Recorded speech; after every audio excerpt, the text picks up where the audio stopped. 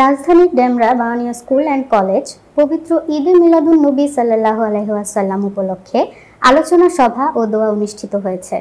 আয়োজনে cultural club এবং সহযোগিতায় scout group Bawani school and college. অনুষ্ঠানে উপস্থিত ছিলেন অত্র বিদ্যালয়ের প্রধান শিক্ষক মোহাম্মদ ইসমাইল হোসেন সহ সকল শিক্ষক এবং শিক্ষিকা। আরও উপস্থিত ছিলেন কালচারাল ক্লাবের সদস্য সহ scout group Bawani school and কলেজের ছাত্রছাত্রীরা। অতিথি হিসেবে ছিলেন গোলাম মাহাদি, আশিক, ফারহান এবং প্রাক্তন শিক্ষার্থী রাব্বি। উপস্থাপনায় ছিলেন অত্র বিদ্যালয়ের শিক্ষক রিয়াদ স্যার ও হীরা ম্যাম। পবিত্র কুরআন থেকে তেলাওয়াত করেন মোহাম্মদ মুইন।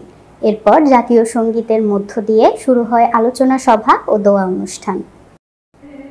নাতে রাসূল পরিবেশন করেন এআর মাহবুব। এরপর বক্তব্য রাখেন আগত অতিথি গোলাম মাহাদি, সুপ্তি রানী সেন। বক্তব্য রাখেন ইংরেজিতে আরাধ্যা সহ প্রধান শিক্ষক মোহাম্মদ ইসমাইল হোসেন স্যার। গজল পরিবেশনায় ছিলেন এআর মাহবুব সহ আরও অনেকেই। এরপর অনুষ্ঠিত হয় মুহাম্মদী ইসলামের মিলাদ শরীফ।